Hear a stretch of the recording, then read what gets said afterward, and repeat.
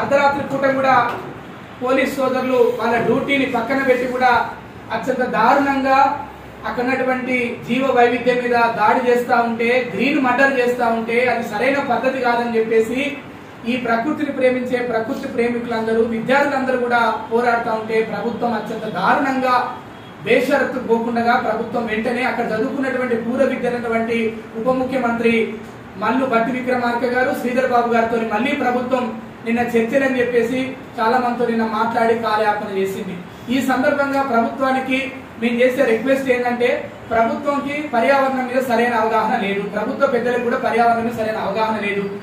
ఆ యూనివర్సిటీ భూములు అనేది గతంలో గోపన్నపల్లిలో కేటాయించిన చెప్పిన భూములకి ఎక్స్చేంజ్ చేసుకోవడం జరిగింది. 2400 ఎకరాల భూమి అది పూర్తిగా యూనివర్సిటీ చెందినట్టుగా యూనివర్సిటీ రిజిస్టర్ గా నిన్న కూడా చెప్పారు.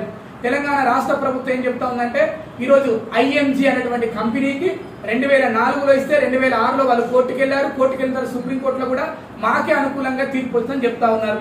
ఎవరు కోర్టుకు పోయినా ప్రభుత్వానికి అనుకూలమైన తీర్పు వచ్చినా కూడా ఇక్కడ పర్యావరణ విధ్వంసం మీద మానవత్వంతో, మానవీయ కోణంతో మనందరం ఆలోచించాలి.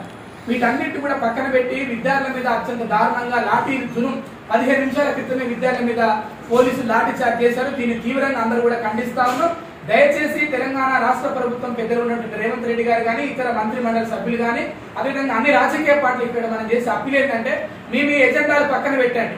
ప్రకృతి అనేది మనందరికీ ఒకటే సమానం. కాబట్టి హెచ్సిలో ఉన్న 400 ఎకరాల భూములే కాదు, ఈ రాష్ట్రంలో జరుగుతున్న పర్యావరణ విధ్వంసం మొత్తం కూడా అందరం కూడా నోరు విప్పి మాట్లాడాలి. ముఖ్యంగా విమలక్క గారి మీద లేనిపోని విమర్శలు కూడా వస్తా ఉన్నాయి. ఆమె నోరు విప్పట్లేదని.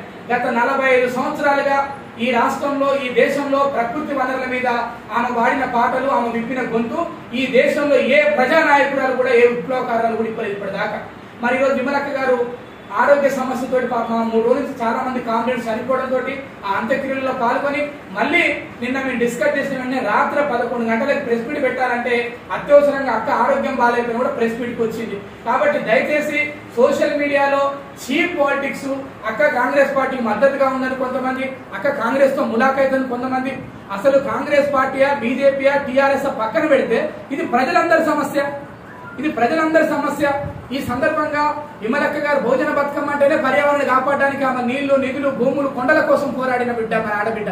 ఆమె మీద ఆరోపణ చేయడం అంటే మన మీద మనం ఆరోపణ చేసుకోవడమే. కాబట్టి అరుణోదయ సాంస్కృతిక సంస్థ గత 40 ఏళ్లుగా తెలుగు రాష్ట్రాలలో పర్యావరణాన్ని కాపాడంలో ఎవరూ చేయని పోరాటం చేసినటువంటి సంస్థకు ఆమె ఈరోజు కీలకమైనటువంటి చైర్మన్ గా ఉన్నారు.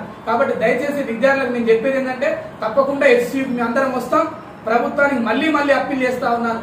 ఈ ప్రభుత్వం దయచేసి బేషరత్తు పోవద్దు. ఈ ప్రభుత్వం ఎట్టి పరిస్థితుల్లో కూడా ఆ భూములు అమ్మాలి, ఆ భూములు అమ్మి అక్కడ పర్యావరణ విధ్వంసం చేయాలి, అక్కడ జీవ వైవిధ్యాన్ని పాత్ర పెట్టాలి, పొందబెట్టాలి.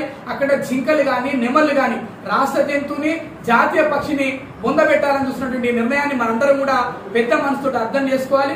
ఈ జరుగుతున్నటువంటి విధ్వంసం అనేది భవిష్యత్తు తరాలు మన క్షమించవు. ఈరోజు హైదరాబాద్ నగరానికి ఒక లంచ్ లాంటి ఆక్సిజన్ ఇచ్చినటువంటి ఒక గొప్ప హైదరాబాద్ విశ్వవిద్యాలయాన్ని దయచేసి ఎవరు కూడా నాశనం చేయొద్దు. ఈ సందర్భంగా మీ అందరి ద్వారా మళ్ళీ విజ్ఞప్తి చేస్తా ఉన్నాం. బేషరత్తుగా విద్యార్థుల మీద లాఠీ చార్జీని ప్రతి ఒక్కరు కూడా ఖండించాలి.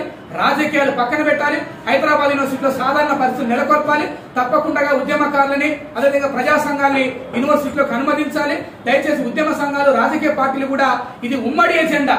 తెలంగాణ పోరాటం కంటే ఇది భారతదేశంలో ఉన్నటువంటి ప్రజలందరి సమస్య.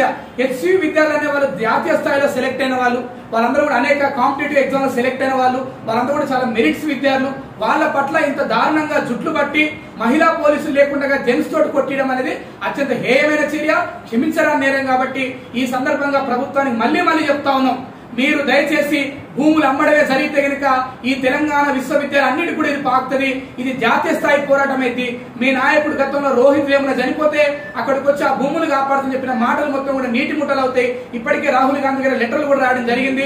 అదేవిధంగా సోషల్ మీడియా కేంద్రంగా అనేక మంది స్వచ్ఛందంగా మద్దతు ఇస్తా ఉన్నారు. రాబోయే రోజులలో దీన్ని ముందుండి ప్రజా ఉద్యమకారులందరూ కూడా దీన్ని ముందుండి నడిపిస్తారు. తప్పకుండా విద్యార్థుల మీద జరిగిన దాడుల్ని, లాఠీ చార్జీల్ని తీవ్రంగా ఖండిస్తా ఉన్నా. ఇప్పుడు ప్రజా గాయని తెలంగాణ ఉద్యమకారులు తమ్ముడు విజయ్ విద్యార్థి సంఘం తెలంగాణ పీడిఎస్ విజృంభణ రాష్ట్ర ప్రధాన కార్యదర్శి మాట్లాడినాక విమలక్క మాట్లాడారు.